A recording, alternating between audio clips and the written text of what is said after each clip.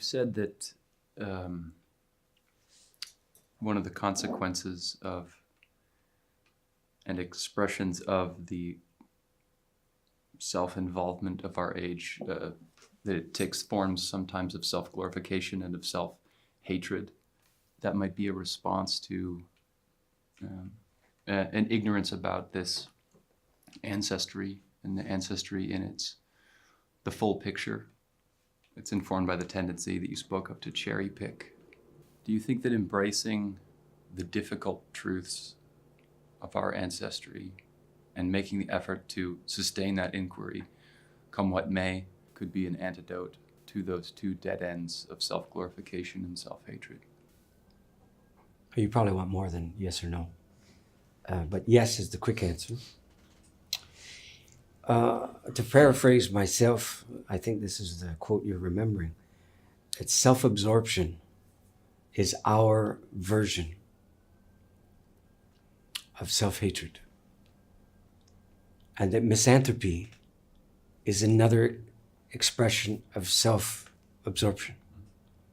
It's not a solution to it. It doesn't opt out of it. It perpetuates it. In terms of short-term duration, I mean, go ahead and have a self for a while if you insist. I know. The West is predicated on the fact that having a self is like the building block of the whole friggin' deal, right? But it's a fabrication.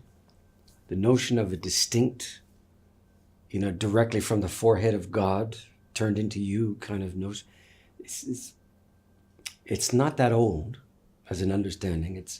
I know it's unique to us, but it certainly identifies us when we go out there on our ecotourism adventures. You can recognize people who are possessed of the notion of a pristine self. You can tell by how they operate. And one of the consequences of dragging this self around is your capacity for a village mindedness generally takes a hit in direct proportion to the energy you you lose, you spend as you drag this self around. So sooner or later, you could lay that burden down, and feel no obligation to be particular, unique, like a snowflake, standing for some remarkably austere and pristine principle, and bedeviled by the notion that something particular and pure has been entrusted to you, and you're the only way it can come into the world. And gads, man, I mean, it's hard enough to minimize the consequence you have in this world without thinking that you're special too. Because here's the consequence of that one, the unintended. That your specialness will be as destructive as any solution you can generate to it, We have this word in the English language, to be awake. And we credit ourselves sometimes, or the people we want to learn from, with this quality. And we imagine it's the consequence of some massive achievement and so on, and that it delivers really unconquerable upside to be awake. And we're counting on it. And those people sitting cross-legged with their hands, like, I'm sure they're counting on it, And the cone studiers, they're counting on it, right? And the people, exercising their right to mushrooms and ayahuasca, they're counting on it. I'll bet anything. So for better or for worse, the etymology of the word might be useful at a time like this. The first part of the word is, because it's an Old English word, it doesn't mean the negative or the undoing or the non of anything. It's a preposition. It means of. So it signals some kind of belonging. And then the root word is wake. And this word shows up 2 times that I can track anyway. In common language, the first is that it's that thing that happens after you die. On your behalf, in your name, allegedly about you, although you may not appear all that frequently at your wake, because people are talking all kinds of shit and it doesn't necessarily involve you. In fact, you're the point of departure for the shit they come up with as they allegedly celebrate your life and all of that thing. But the whole point is it's kicked into motion by your death, not by your life. As long as you're alive, it's not awake. See? So it only exists by virtue of an ending, not by virtue of a life lived, by virtue of the life not lived anymore. So that's a very bracing understanding of what it's really for and what its real midwife is, how it's called into being. And the other meaning of the word awake, of course, is that thing that ebbs out behind you as you make your way through water, the most obvious way, or air, obviously, or life. So you put the word back together again, and the condition of being awake has nothing to do with the opposite of sleep or slumber or delusion or any of that.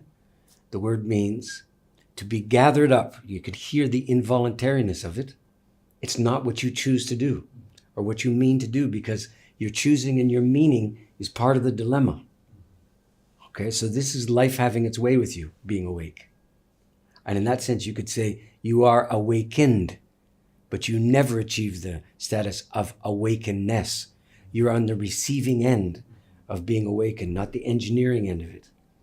And the word means to be gathered up, despite all your inclinations to the contrary, into the web of connectedness and belonging, and especially of consequence, that emanate out from everything you've done and everything you haven't done and everything you've been a witness to and everything you should have done and didn't, and everything you said and everything you wished you hadn't said and everything you wish you had have said when the moment was upon you, etc., etc. In other words, you are swarmed by the consequences, most of which you didn't intend, of the life that's been entrusted to you. And that's the condition of being awake. You still in? You still want it? Because the cost of it is a massive thing. But without being awakened in that way, how could you possibly exercise the responsibilities and the offices of being a citizen? You couldn't, because you would be continuing to lead with your intentions and the pristineness of them and the goldenness of them, something that's proper to youth, that if you mean well, that well will ensue. Of course, anybody older than a certain age knows, not only is that not guaranteed, but it's virtually not going to go that way. This properly is the funeral of the atomic I, awakenedness. And I suppose there's world religions that have figured that out. I shouldn't say I suppose. Obviously they have, long before me. And one of the things that they've come up with, particularly in points east from here, is the notion that if you're really alert and awake, there's no I to be alert and awake. That your awakenedness delivers you directly to citizenship in the world, not towards a greater informed and more austerely removed personal I.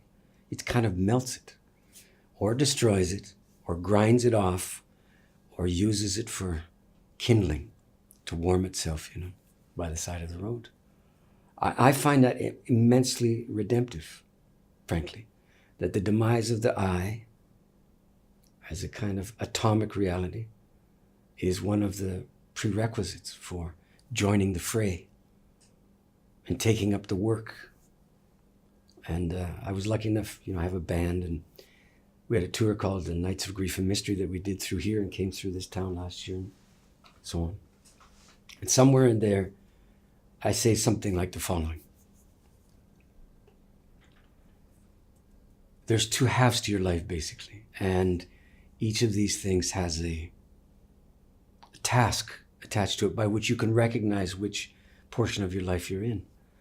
And if you're in the first half of your life, your principal responsibility seems to be to awaken to the fact that you were born unto some kind of purposefulness, and that your responsibility is to undertake the search after that purpose and to proceed like it's so, and to stop agreeing to be a randomly occurring free radical with no inherent consequence or purpose. And somewhere in one of the shows, this occurred to me to say this, and I can't tell you where it came from, But the gist of it is this. And so I'm appealing to young people to recognize that there's a hole in this world, the approximate shape, size, color, disposition, and inclination of each one of them. And they have to find that hole, because it is through that hole that the deep necessities of life are fleeing from us and disappearing. And if the young people assume that position, not understanding why or what the consequences are, and not benefiting from it anytime soon, but if they stop up the hole, there's one less place for the world to flee from us through. And as soon as I said that, I thought, shit, if I had heard that 30 or 40 years ago, I wonder what kind of life would be available to me now. Well, it's a fear I don't have to have, the fear of not hearing that, because I didn't hear it. But I heard it now. And there was something immensely enabling about the thought that the disappearance of my particulars somehow grant me a citizenship into a world that frankly needs me to do just that. And that the rumors of my irrelevance are greatly exaggerated. And the only time I'm really irrelevant is when I insist on being this pristine self that I still hope I am. That's where my irrelevance has its most malignant incarnation. And the withering of that flower of personal importance begins hopefully the lifelong task, if you're granted some time, of finding the place where you can be most useful. And becoming an elder in training. You can't do that with a self